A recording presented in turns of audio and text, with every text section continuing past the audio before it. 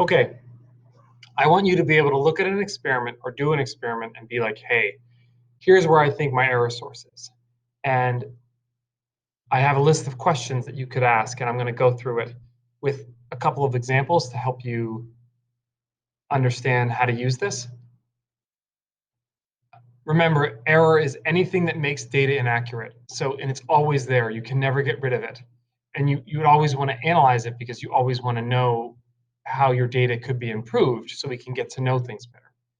We're never going to get rid of it totally, but we can get better, we can soften its blow. All right. Remember, these four sources, environmental is how the environment is influencing your experiment. Your instrumental error deals mainly with whatever you use to collect data or to do your experiment. Theoretical is how you thought about the problem, how you thought about the process. Like, I thought that this would matter, that wouldn't matter. I didn't need to worry about the temperature, that kind of thing. Observational is about collecting the data itself. All right. Now, let's say my experiment was the battery. How long does this battery life work? My iPod battery. All right. So what's going to affect this? I need to think about what's the battery made of. All right. The battery's got some lithium in it. And I'm basically going to turn this on and then test its battery, like how the procedure was done. All right. How the experiment was done. And then I'm going to collect time data. All right. So it's a pretty simple experiment. However, they want to know how long the battery lasts so that they can advertise it and we can buy their phones. So I would really want to consider different environmental things. Is there anything in the environment that could have influenced this experiment? Mainly, and you would consider battery life. Battery life tends to deal with heat, light. Maybe the thing was dropped, defective battery. You'd want to think about like the purity of the battery itself. Where was it stored? Were all these things done in a closed, dark space?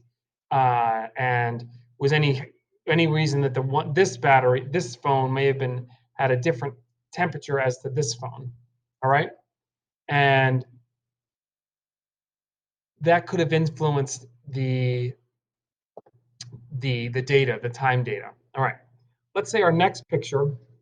Our next experiment has to do with, do these two phones which one takes a better picture? All right. Now, when you're saying better, there's truth in one of these phones probably qualitatively takes a better picture. However, when you use the word better and it's kind of a little bit of an opinion, it's going to be heavily dependent on somebody taking the photo and somebody being like, wow, that photo is great. That's Dr. Square checking out the photo. He's upside down. Wow, that photo is great. All right. So what's going to, you want to consider lots of things. Mainly in terms of bias. What bias means is that Dr. Square hates pictures of landscapes. So when this phone took pictures of landscapes and he looked at it, he was like, oh, that's terrible. And of course, you'd want both phones to take both pictures. But he looked at this one, he's like, it's terrible. All right. Then they think, oh, these don't take good phones of landscapes because all the people they judged don't like landscape photos. You're introducing bias, and it's really, really prevalent in lots of experiments. You tend to see something that's not there because you believe it to be there, therefore it is there.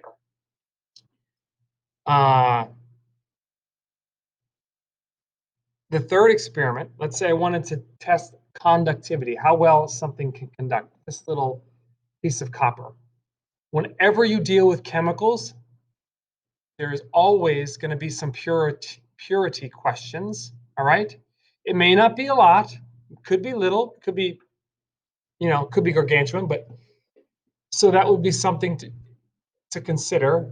In terms of theoretical data, maybe I didn't think that the temperature of the room could have affected my problem, my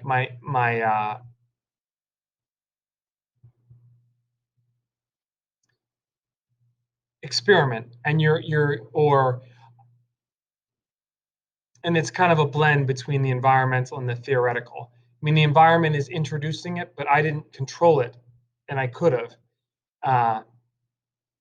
And therefore, it's the other one too, because I didn't think it would even matter. Another thing could be like air resistance in terms of theoretical, like neglecting air resistance when really it makes a big difference. All right, back to this one, where how conductive is this thing? I'm going to test it. All right, I'm going to use some sort of conductivity tester. Now, this isn't a conductivity tester, it's a calculator. But is it working properly? Did I calibrate it? Do I know how to use it right? Did I verify the data with another one of these? Maybe this one's just kind of, I don't know that it's wrong, but it's defunct. And in terms of, so that's in terms of types. In terms of the broad sense of error, if it's random or systematic, you want, did it happen once? All right. Was it only for one trial? When I took those pictures, it was cloudy one day and, or for part of a day, so it only influenced some of them. That's kind of random. But if it was cloudy for lots of days, through all the pictures, maybe that really influenced my data in a negative or positive way. All right. Let me know if this helps, and I'll see y'all tomorrow.